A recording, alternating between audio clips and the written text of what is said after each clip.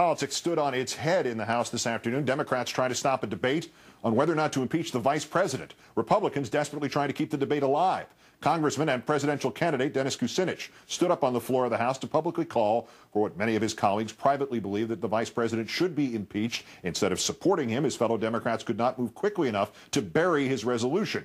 Kucinich charged Cheney with knowingly deceiving the American public about Iraq and WMD, about al-Qaeda's relationship with Saddam Hussein, and with having violated his oath to uphold the Constitution.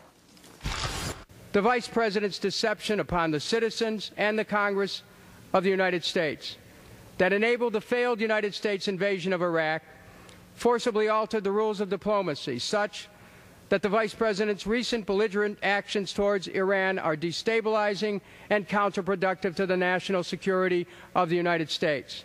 From that, the House dissolved into political shambles. Majority Leader Mr. Hoyer quickly called for the tabling of the resolution, which prompted Republicans to call for a debate in order to force Democrats to lay out their position on impeachment, which then led to Democrats calling for the motion to go to committee, whence it was eventually buried this evening.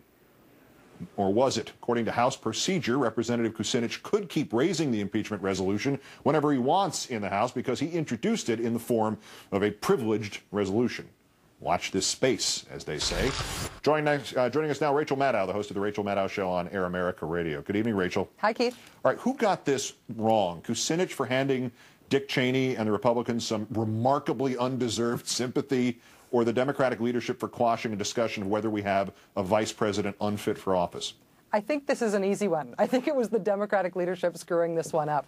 I don't know what genius political consultant has advised the Democratic leadership that it's a bad idea to spend hours of prime time on the floor of Congress reminding the country that Mr. 11% approval rating is a bad guy of whom they disapprove and who they would like to see held accountable. It's supposed to be Politics 101, that you associate yourself with good things and that you are seen to frequently and rapidly denounce bad things. I don't know what kind of weird Beltway consultant dictionary doesn't have a picture of Dick Cheney under the entry for bad things. It just seems like a real short-sighted move by the Democratic leadership. Let me be the devil's advocate. I'm going to sound like about Cheney like Chuck Schumer about Mukasey.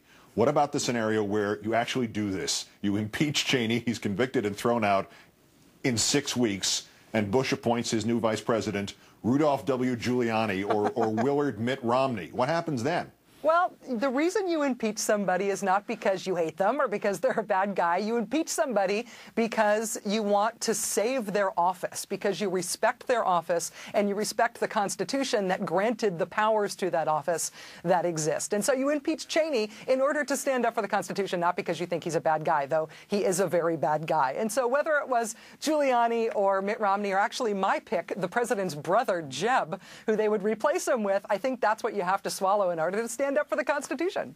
If the vice president is, as you pointed out, down to nearly single digits in the polls, and you're supposed to associate yourself with good things and stay away from the bad things, or at least you associate yourself with trying to correct the bad things, did the Republicans miss a chance here? What if Republicans impeach Cheney? You know, take out one of your own as a display.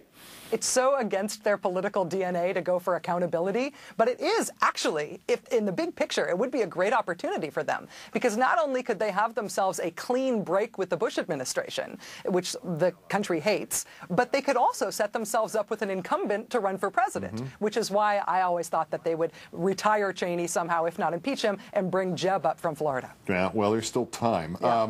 Last thing here, after the tabling of the resolution, the White House accused Congress of wasting an afternoon, I guess, again, by even trying to talk about impeaching Cheney. But at some point in the future, again, at some point in our lives, are we going to see principles having to be addressed in a Mukasey case? The principle of a crazy vice president not just held over as political chess pieces by both sides for the next election? Yeah, we really are. And I think that if you get outside kind of Beltway logic and you look at what's actually motivating people and inspiring people outside the Washington hive, you'll see that that stuff is really resonating. I mean, Ron Paul raised $4 million in one day yesterday as the anti-war, pro-Constitution Republican candidate. Chris Dodd got his first uptick in the polls among the Democratic candidates by saying he'd personally put a hold on the unconstitutional FISA idea. Fighting works politically. Substantively, it's right that we ought to be doing these things for the soul of the country. But politically, fighting on the big issues, on the war and the Constitution, works. And they're going to have to get out of these consultants' back-assward approaches to things in order to see this non-Beltway truth. Rachel Maddow of Air America, as always, great. Thanks for your time. Thank you, Keith.